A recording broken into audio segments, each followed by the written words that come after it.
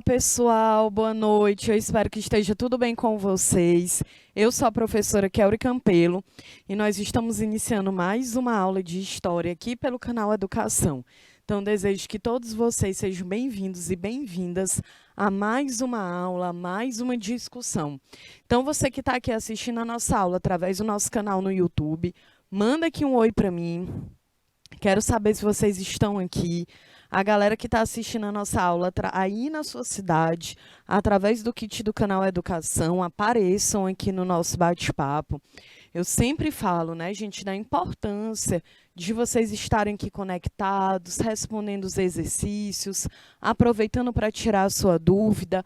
A nossa aula é aqui ao vivo, eu estou aqui junto com vocês. Então, peço aqui que vocês possam participar. Então, aqui também é um trabalho em equipe, né? Por isso que eu sempre peço a participação dos professores presenciais, tá bom? Então, vão falando aqui comigo. Estou vendo que o pessoal de Dom Inocêncio, Palmeira e também São Pedro do Piauí estão aqui online, né? Então, vão me dando aí um hello, tá bom? Ó, Palmeira eu já vi que está aqui. Olá, pessoal de Palmeira. Fico muito feliz que vocês estejam aqui com a gente, viu? Então, vamos aqui. Hoje, dia 10 de outubro, o nosso conteúdo será sobre revoluções burguesas, né? Agora, a gente saiu um pouco do Brasil, a gente estudou já Brasil colonial, estudamos ali todo o contexto de conquista, exploração, colonização do território brasileiro, analisamos a fase do pau-brasil, do açúcar, do ouro, das drogas do sertão, analisamos todo o período de mais de 350 anos de escravidão no Brasil, e agora a gente vai um pouquinho para a Europa. Nesse mesmo período aqui, século XVII, século XVIII. Estudamos também sobre colonização do Piauí, que ocorreu durante o século XVII. E agora, em outubro, a gente vai ficar um pouco na Europa, a gente vai analisar essas revoluções burguesas, como a Revolução na Inglaterra, na França, a Revolução Industrial, que inclusive nós já vimos aqui, né? E aí, depois, a gente volta para o Brasil para fechar o Brasil e compreender o que foi o primeiro e o segundo reinado. Ok, pessoal? Então, vamos aqui. Revolução Inglesa. Olha, o objetivo hoje da nossa aula é compreender o contexto histórico que desencadeou as revoluções inglesas. As revoluções inglesa, né? Aqui não está concordando, mas a gente vai analisar o que foi esse conflito existente dentro da Inglaterra, beleza? Então, vamos lá. Olha só, gente, o primeiro ponto, né? A Revolução Inglesa, ela foi um conjunto de guerras civis e mudanças de regime político que ocorreram na Inglaterra, na Escócia e na Irlanda, entre 1640 até 1688. Estas revoluções marcaram a ascensão da burguesia e consolidaram a monarquia parlamentarista na Inglaterra. Aí na tela vocês estão vendo o Palácio em Londres, né, que é a sede do Parlamento do Reino Unido. E aí, gente, o que é interessante a gente lembrar? A Inglaterra, aqui, né, no século XVII, ela era o quê? Um regime absolutista. Nós já aprendemos aqui o que foi o absolutismo, que é aquela forma de governo em que todas as decisões políticas, econômicas, sociais, culturais, todas ficam depositadas na mão de um rei ou de uma rainha, que são os representantes máximos da monarquia. Beleza? Então, a gente vai analisar justamente isso. E aí, esse absolutismo, ele cai na Inglaterra através dessa Revolução Inglesa. Então, o próprio nome revolução significa que ocorreu uma grande mudança na estrutura política e econômica desse território. Beleza? Então, vamos aqui. Olha só, a definição, né? Então, a Revolução Inglesa foi um movimento político, militar e religioso que aniquilou, que acabou com o absolutismo na Inglaterra e instalou a primeira monarquia parlamentar da história. A Revolução Inglesa ocorreu em no século XVII, que é ali por volta, né, de 1600, como a gente viu. Eita, minha nossa, como a gente viu aqui.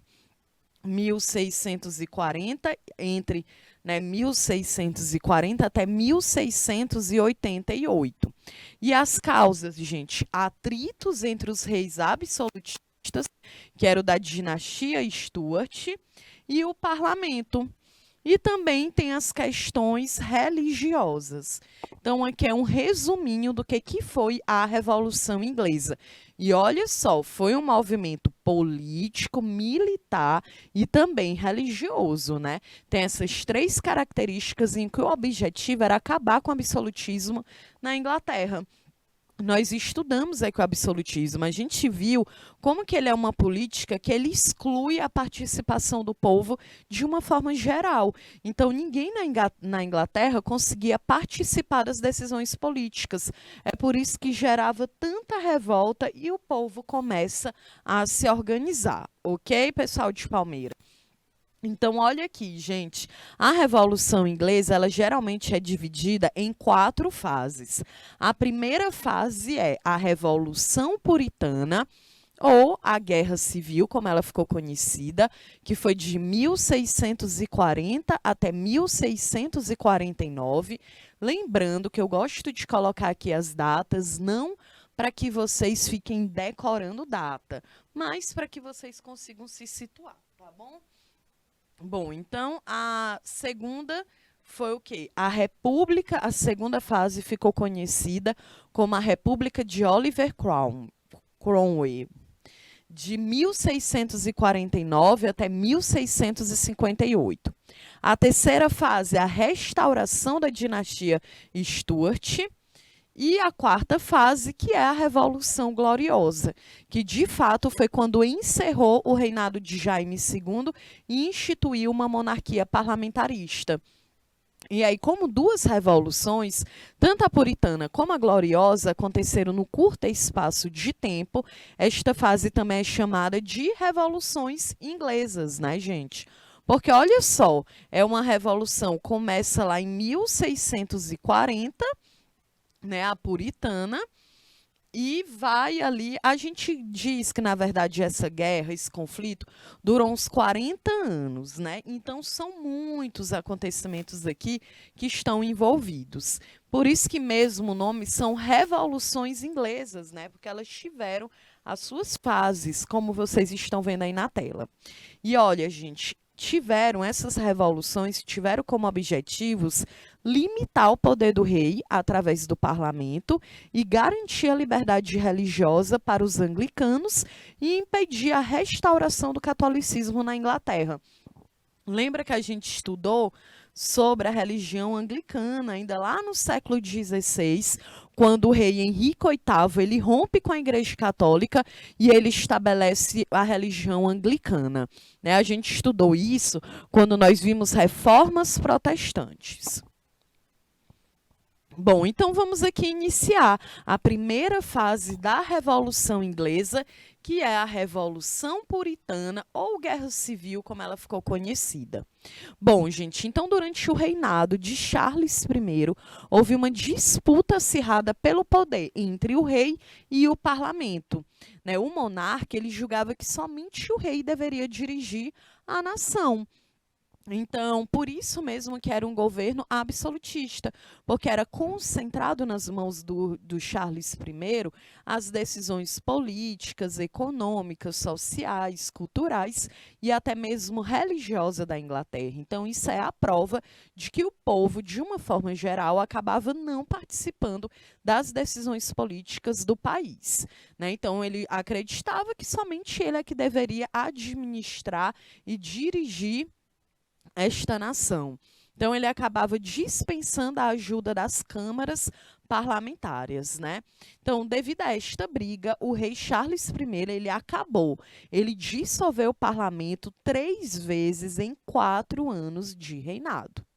No entanto, gente, ele tinha o desejo de unificar as igrejas. Olha aí onde é que entra o contexto religioso. O Charles I, ele tinha o desejo de unificar as igrejas da Escócia e da Inglaterra, impondo, olha aí, impondo aos escoceses, né, o livro de oração comum. A Igreja da Escócia, ela acaba se rebelando contra esta ordem e o rei decide entrar em guerra contra os opositores. E é por isso que a gente diz que é o quê? Uma guerra civil, porque é uma guerra dentro do próprio território, ali dentro do Reino Unido, né, que tem início justamente por uma questão religiosa. E aí, para isso, né, o que que ele faz? Ele diz, olha, beleza, eu é que tenho o direito, né, e o poder de administrar esta nação. Ele começa a querer unificar as igrejas da Escócia e da Inglaterra e impor para a Escócia, né, todos os seus princípios religiosos. A Escócia não aceita, né, gente? Então, o Charles I entra em guerra. E para isso ele precisava de dinheiro. E para obter esse dinheiro, ele aumentou os impostos. E é claro que isso, né, deveria ser aprovado pelo parlamento. E aí seguiu-se então uma disputa sobre quem deveria ter autorização para aumentar impostos. Deveria ser o rei, que governava segundo o direito divino, ou o parlamento, que representava os setores da nação? Lembra, são duas perguntas, né? Lembra aqui do direito divino, né? Nós aprendemos que, durante o absolutismo, muitos teóricos vão defender essa ideia de direito divino, que é a ideia de que se um rei ele está no poder e ele está governando, é porque Deus quis aquilo ali. Então, a sociedade ela não teria a possibilidade de questionar todo o trabalho do rei, porque existia uma ideia de que, olha, o rei é o responsável. É um período, gente, também que as pessoas viviam muito naquela dualidade de céu e de inferno. Então, se o rei está dizendo que foi Deus que escolheu ele, que foi Deus que colocou ele ali, aí acabou, certo? Aí não tem mais o que resolver. Já foi estipulado. Então, é claro que isso vai se gerando toda uma sociedade que o povo não participa, que o povo não questiona, porque tem algo ali que já foi dado como certo e impossível de ser questionado. Afinal de contas, como é que eu vou questionar um rei que o cara está dizendo que foi Deus que colocou ele naquele poder? Se questionasse, era preso, era morto. Então, é por isso que o absolutismo ele é um regime que ele segrega, que ele cria muitas diferenças, tá bom? Então, e aí fica ele, beleza, eu vou entrar em uma guerra, eu preciso aumentar o imposto, porque, gente, para entrar em uma guerra se precisa de dinheiro, né? E uma guerra, ela prejudica demais o desenvolvimento de um país. Por quê? Diminui, né, diminui a produção agrícola, a industrialização, o comércio, aumenta o desemprego. Então, ele já pensa, preciso de dinheiro para poder entrar em uma guerra, vou aumentar os impostos. É claro que a população não aceita, e aí fica nessa dúvida. Será que esse rei realmente ele teria esse poder para aumentar o imposto na hora que ele quisesse? Ou era importante ele dialogar com esse parlamento, que teoricamente é ali um grupo que representa os interesses da nação de uma forma geral, né? Mas a gente já sabe que o rei, ele tinha aquela ideia. O direito divino, gente, ele dá a possibilidade para um monarca fazer absolutamente o que ele quiser, porque ele não precisa prestar contas com a sociedade, né? E aí isso é uma questão que a gente discute muito hoje na atualidade, que é relacionar um governo com questões religiosas. Porque ainda mais se a gente pensar no Brasil como um país laico, em que nós temos inúmeras manifestações religiosas. Nós não temos uma oficial. Então, de fato, é muito perigoso o discurso de uma pessoa que ocupa o poder público relacionando esse discurso a questões religiosas, né? Porque, afinal de contas, cada um tem a liberdade de seguir a religião que lhe interessa, ok? Bom, então, após muitas ameaças, o monarca e o parlamento organizam exércitos que se enfrentam em uma guerra civil e culminam, né, e acaba ali com o rei Charles I, ele sendo derrotado. E durante a Guerra Civil, gente, surgem no parlamento vários grupos políticos, como os que ficaram conhecidos como niveladores, que eles se reuniam desde pequenos proprietários a pessoas que defendiam o fim da propriedade privada. E esses niveladores, eles são combatidos pelos conservadores, donos de grandes propriedades de terra. Mais tarde seriam chamados de escavadores e defenderiam o fim da propriedade privada, né? Então são muitos interesses em jogo dentro da própria nação. Aí na tela, né, vocês estão vendo Carlos I, que foi o rei da Inglaterra, Escócia e Irlanda de 1625 até a sua execução em 1649. Ok? Bom, vamos lá, né? Então, o parlamento, gente, ele ganha o conflito e o Charles I é preso e condenado à morte, né? Então, eu vou ficar aqui sempre relembrando, né? Porque, enfim, é um conteúdo de fato muito grande. Então, lembra, né? A gente tem... Essa galera começa a entrar em um conflito, tá certo? Então, o que que vai acontecer? O parlamento, né, o Charles I, ele entra no conflito religioso com outro país, que é a Escócia, ali localizado dentro do Reino Unido, e vão decidir o quê? Vão falar, olha, a gente vai entrar aqui nesse conflito porque eu quero que as decisões políticas, econômicas e culturais, elas continuem concentradas em minhas mãos, né, gente? Então, o parlamento diz, não, Charles, não é assim, a gente vai estar aqui governando juntamente. Não dá certo, entra nessa guerra, o Charles I, ele perde, é derrotado, ele acaba sendo preso e condenado à morte. E esta sentença, gente, ela abriu espaço para a primeira e única experiência republicana da Inglaterra, né? Porque até hoje a Inglaterra, ela não é uma república, ela permanece sendo um sistema parlamentarista. Então, embora tenha sido o Charles I, embora ele tenha sido o primeiro rei inglês a ser decapitado por seus compatriotas, o Charles I ele também tentou modernizar o país, né? Aí na tela vocês estão vendo, ó, no dia 30 de janeiro de 1649, o rei Carlos I, né? Porque aqui foi meio que traduzido a legenda do site que eu tirei. Carlos I, gente, é o Charles, tá bom? É o mesmo cara aqui. Então, ele foi executado após ser rapidamente considerado culpado de traição pelo parlamento, né? Então, ele teve um trabalho que, embora ele estivesse envolvido nesse conflito religioso, e ele queria, de fato, permanecer na Inglaterra sendo absolutista, ele teve todo um discurso de modernizar o país. Então, ele construiu estradas, aterrou pântanos, criou um serviço postal e instituiu um serviço de ajuda à busca do trabalho. E eu digo isso porque acabou gerando um sentimento muito conflituoso, confuso, na verdade, ali no povo dentro do Reino Unido. Porque, por um lado, a galera acreditava que ele desenvolvia um bom trabalho, justamente porque ele tinha essa ideia de modernizar o Brasil, o país, né? Ele foi patrono das artes, da arquitetura. O objetivo dele era fazer de Londres uma grande capital artística, mas, ao mesmo tempo, a gente não pode negar nem excluir de que ele também era um absolutista e que dentro de um sistema absolutista não se leva em consideração o povo. O rei acaba governando de uma forma individual, ok? Bom, agora a gente vai para a segunda fase, que é a República do Oliver Cromwell. É de 1649 até 1658. Então, uns 9 anos aí de conflito nesse primeiro momento. E olha só, foi o único momento da história da Inglaterra que ela foi república.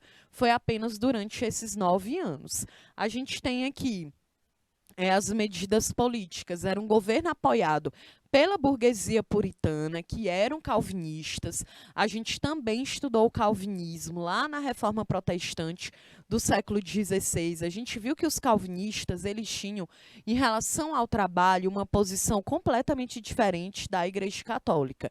Então, se na Idade Média, do século V até o século XV, a Igreja Católica, ela tinha uma posição de condenar o trabalho, era a ideia de que você trabalha não para acumular uma riqueza, mas você trabalha para poder sobreviver.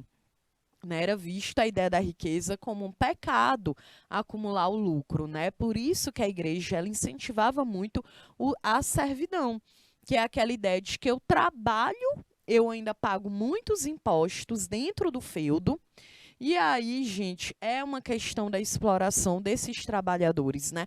Porque tu imagina, tu vive dentro de uma terra, né? A gente estudou isso aqui também. Tava lá Idade Média, na toda a Europa, a ideia de que o senhor feudal ele era o dono da terra, eu era um servo, uma serva. Eu vou e trabalho, eu moro dentro da terra do senhor feudal. Então eu planto, eu crio animais, eu construo minha casa, mas nada disso é de graça. No início da Idade Média não existia uma circulação de moeda significativa. Então a galera vivia no feudalismo, na base da troca. A gente vive dentro do feudo como se fosse uma grande fazenda, um grande bairro, porque a dimensão era bem grande, e eu planto arroz, tu planta feijão, a gente troca. Eu cuido de porco, tu cuida de galinha, a gente troca. A ideia era essa, eu trabalho pela minha subsistência. Mas, ao mesmo tempo, a galera era muito explorada porque eles pagavam muitos impostos para o senhor feudal. Como existia uma pequena circulação de moeda, se pagava com os produtos que tu produzia. Então, se tu produzisse 10 sacos de arroz, 10 sacos de arroz, 8 era do senhor feudal. Se tu tivesse 10 galinhas, 8 era dele.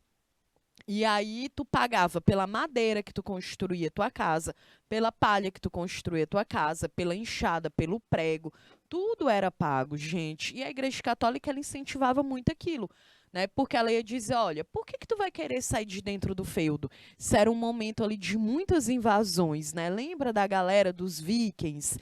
Então se criava muito medo e dizia, olha, fica na minha terra, porque eu te protejo. Né? E a galera ia ficando, ia ficando. Depois de mais de 500 anos é que começa de fato a se retirar de dentro do feudo. E o calvinismo ele entra onde? Quando a Igreja Católica ela começa a ser vista como corrupta, porque diziam assim, olha, como que a Igreja Católica ela condena o trabalho para a pessoa lucrar, acumular riqueza, se ela é a instituição mais rica, né, aqui dentro da Europa. Gente, a Igreja Católica ela era mais rica do que a própria monarquia, né? Tão tal que o Henrique VIII ele rompe com a Igreja Católica. Ele diz que é porque ele queria se divorciar, mas a gente aprendeu que não, que na verdade é porque ele iria romper porque ele tinha menos poder que ela, do que a Igreja Católica, né? Então o calvinismo ele surge como essa possibilidade de dizer não, você pode sim trabalhar e é isso que vai te salvar. Então com o calvinismo a partir do século XVI a ideia muda. Então se diz assim agora quanto mais tu trabalha, mais digno tu fica de poder voltar a morar com Deus. Tá vendo como o sistema que a mentalidade ela vai se transformando aos poucos, né? Então, a gente tem agora aqui a burguesia que vai apoiar justamente os calvinistas, né? Porque a burguesia, gente, ela surge no final da Idade Média e a burguesia ela ficava numa tensão. Por quê? Ninguém quer ir para o inferno. E existia muito medo de ir para o inferno. Aí a burguesia, que é os comerciantes, pensava assim, poxa, eu não quero ir para o inferno, mas eu também quero enriquecer. E a Igreja Católica está dizendo que se eu enriquecer, eu vou para o inferno. E aí surge uma religião que diz, não, agora se tu enriquecer, tu não vai para o inferno, tu vai para o céu. Aí a burguesia diz o quê? Ah, pois então agora a gente achou nossa religião. E aí a galera deixa de ser católica e vai virar calvinista. E é claro que isso vai dar muito conflito. A gente viu que deu no século XVI, quando a Igreja Católica ela começa a reprimir, a enquadrar essas pessoas como hereges, e agora, já no século XVII, vai continuar um pouco essa perseguição. Bom, aqui o Oliver, gente, ele dissolve o parlamento ele instaura uma ditadura e ele confiscou terras da Igreja Católica e Anglicana. A gente tem agora 3 religiões nesse conflito. A Igreja Católica, que a gente já conhece, a Anglicana, que é o Henrique VIII, lembra? Conhecemos também o Henrique VIII, que era um inglês, casado com a Catarina de Aragão. Ela era espanhola, né? Era aqueles casamentos arranjados. Ela engravidou muitas vezes, mas em todos os bebês ela perdeu. Tem aí na história que a Catarina ela perde quase 10 filhos, então ela não consegue engravidar, nem sustentar aquela gravidez. Ele acaba se interessando, né, por uma outra mulher. Inclusive, eu até falei aqui do filme. Eu disse, ó, gente, eu coloquei a dica, falei um pouco do filme que é A Outra, que é um filme que fala um pouco aqui da Igreja Anglicana, do Henrique VIII, da Ana Bolena, e a gente aprende que ele fala, olha, beleza, eu quero me separar da minha mulher, que é a Catarina de Aragão, porque ela não engravida, eu preciso ter um herdeiro, vou me separar dela. Quero me divorciar. A Igreja Católica, gente, a gente está falando do século XVII, nunca que a Igreja Católica iria permitir um rei se divorciando. Eram contra seus princípios. A Igreja Católica nega, e aí ele diz o quê? Beleza, então eu rompo com a Igreja Católica. Né? Ele rompe com o Papa, tira ali a Igreja Católica, não é mais a religião, o catolicismo oficial na Inglaterra, ele cria o anglicanismo, né? Que a gente viu que tinha ali algumas teorias parecidas, mas ainda tinha algo mais específico. E aí, e a gente sabe que não é porque ele quer se divorciar da Catarina, né? Ele tinha muitos filhos, né, que não recebiam o seu nome. Mas ele quer se divorciar porque ele sabe que a Igreja Católica ele não podia aumentar imposto sem que a Igreja Católica intervisse e nem diminuir também. Não poder entrar em uma guerra ou sair de uma guerra. Nada ele tinha autorização para fazer se ele não consultasse a Igreja Católica. E aí ele levanta essa justificativa, rompe com a Igreja e instaura o anglicanismo. Né? É importante a gente entender o contexto. Depois a gente tem aqui as medidas econômicas. Ele estipulou os atos de navegação que determinava que os produtos ingleses deveriam ser transportados somente por navios de bandeira inglesa. E por quê?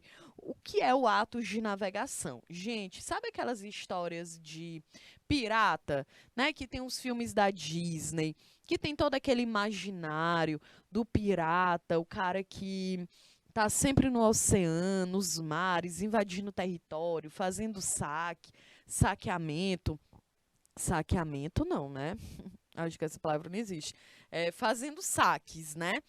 Então, é justamente esse momento aqui, né? A Inglaterra, gente, ela tinha de fato, muitos piratas. E a própria Inglaterra, muitas vezes, ela contratava pirata para atacar o navio do outro, do inimigo ali econômico, né? Então aqui ela estipula esses atos de navegação, porque ela decide que a partir de agora os produtos, né, que muitas vezes vinha a Holanda na Inglaterra, comprava um produto e levava dentro do seu próprio navio. Agora não rola mais, os produtos só saem da Inglaterra se for dentro dos navios da própria Inglaterra, tá bom? Bom, então Oliver Cromwell, ele coloca o seu filho, que é o Richard, né, o Ricardo, frente ao governo. Sem o mesmo prestígio que o pai, a própria burguesia pede a volta da monarquia. Então, em 1660, Charles II volta ao trono e restaura a dinastia Stuart na Inglaterra, que é o quê? Absolutista, beleza? Bom, e aí a restauração da dinastia Stuart. Gente, com os Stuarts, né? E por que dinastia? Porque a gente está falando de um período que a galera morria e o filho ficava. E aí o filho morria, ficava o outro filho. É uma dinastia, né? Uma família inteira no poder há anos, há séculos. Então, com a restauração dos Stuarts, os problemas religiosos e políticos da Inglaterra não acabam. O próprio rei Charles II ele era abertamente favorável a uma política de tolerância religiosa, mas o parlamento, que era dominado pelos protestantes, era contra. Então, igualmente, o soberano, ele assina leis que favorecem a Igreja Anglicana em detrimento de outras correntes do protestantismo e da Igreja Católica. E essa disputa, mais uma vez, está vendo? Parlamento e rei se aprofundou quando se descobriu que o irmão do Charles II, o Jaime, era católico. Então, mais uma vez, agora uma treta entre católico e protestantes.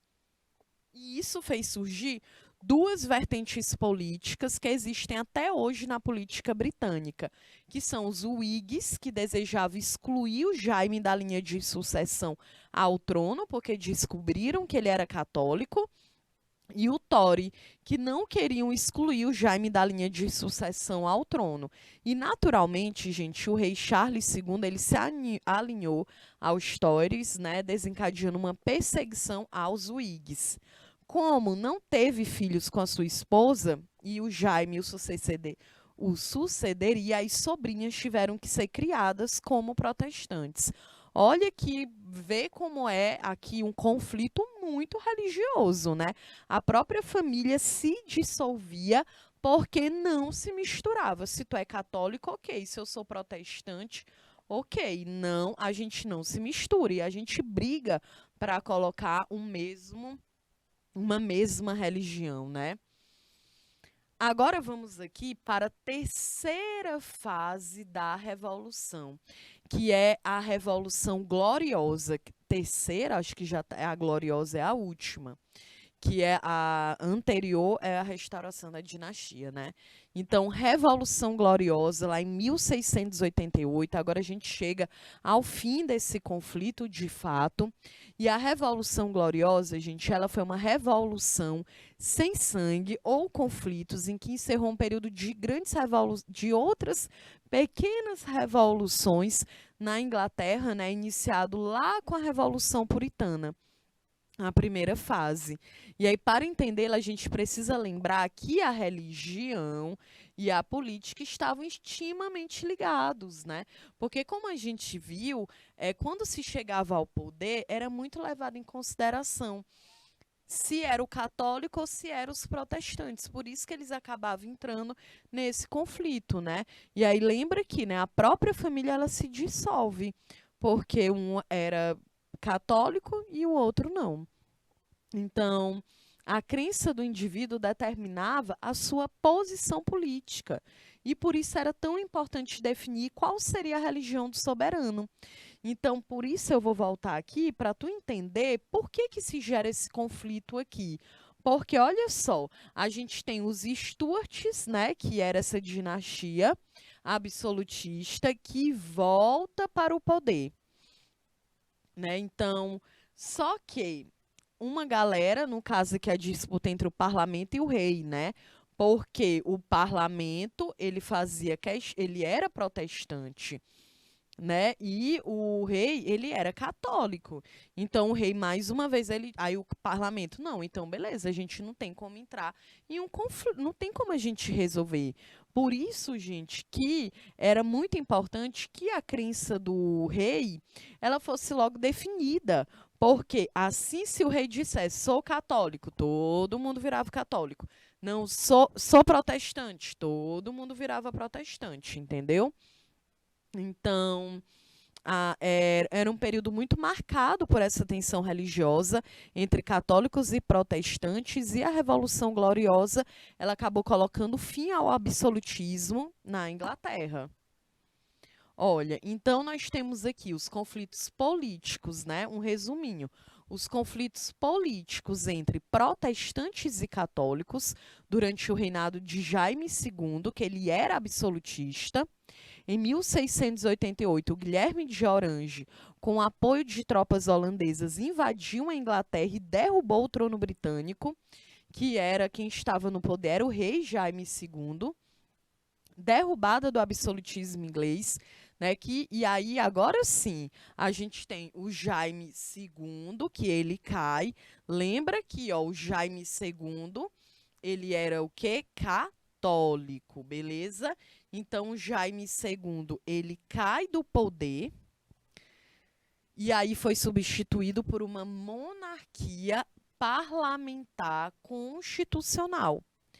Certo? Então, lembra, como que acaba o absolutismo na Inglaterra? Por um conflito primeiramente religioso entre católicos e protestantes. A nossa próxima aula, a gente vai estudar a Revolução Francesa, que também vai acabar com o absolutismo na França, mas não teve esse conflito entre protestantes e católicos, tá bom? Olha, a Revolução Gloriosa ela é até considerada uma revolução pacífica, porque quase não houve combates militares. Também essa revolução ela acabou gerando um aumento do poder da burguesia, que era que dominava o parlamento britânico. Lembra, né, que o conflito era justamente esse, porque a Igreja Católica ela condenava o lucro e a burguesia que estava no poder. Então a burguesia não queria que a Igreja Católica ela continuasse administrando a Inglaterra, né? E aí eu coloquei aqui uma observação. Esse fato ele foi amplamente favorável para estabelecer as bases políticas e econômicas para a Revolução Industrial na Inglaterra, que a gente já estudou Revolução Industrial aqui, né? E vocês viram que a Revolução Industrial ela tem início por volta de 1750, na metade do século XVIII, na Inglaterra. E a Revolução Industrial, gente, é como se firma o capitalismo, né? Então, se ainda fosse a Igreja Católica como a maior instituição religiosa dessa época, ela continuava batendo naquela tecla de que se trabalha para sustentar. Sustentar quem? A própria Igreja Católica e quem era nobre. Então, a burguesia ela não queria viver dentro desse contexto, porque a burguesia ela também queria crescer economicamente, né? E ela não conseguiria fazer isso dentro de um regime que condena o trabalho e o lucro. Então, não condena o trabalho, mas condena o lucro, né? Então, é por isso mesmo que quando o absolutismo ele acaba na Inglaterra do século XVII, isso aí vai ser fundamental para o surgimento, para o fortalecimento do sistema capitalista e da Revolução Industrial. Colocar aqui uma observação para vocês lembrarem que a Revolução Industrial ela já é durante o século XVIII. Então, 18 já tinha um tempo que havia acabado a revolução, o absolutismo na Inglaterra, tá certo? E aí eu coloquei aqui uma perguntinha. Quais foram os resultados da Revolução Inglesa? Ou seja, quais foram as consequências desta revolução? Nós temos duas principais consequências foram, gente, o estabelecimento da monarquia parlamentarista, que como nós sabemos, até hoje, né, um parlamento e uma monarquia na Inglaterra, no Reino Unido. Inclusive, acabamos de presenciar o falecimento da Elizabeth, né, da Rainha Elizabeth. O ato de navegação de 1651 do Cromwell, que ele favoreceu grandemente a indústria naval inglesa, o que a levou a ser a maior do mundo. É justamente também nesse momento que a Inglaterra ela consegue se firmar como uma grande potência econômica e ainda abriu o caminho para a burguesia crescer, prosperar, e foi justamente responsável pela Revolução Industrial, né, já que era a burguesia, os comerciantes que eram os donos dos meios de produção, ou seja, era essa galera que era dona da fábrica. E a gente viu, né, como que a Revolução Industrial ela transforma completamente ali a forma de organizar essa sociedade. Ok, gente? Tudo certinho? Então, olha só, a gente termina aqui a primeira parte da nossa aula. Na segunda parte, nós iremos responder alguns exercícios sobre esse conteúdo. Então, aproveita, coloca aí no nosso chat se você está entendendo, se você gostou da aula. Na parte 2, a gente vai responder só questões.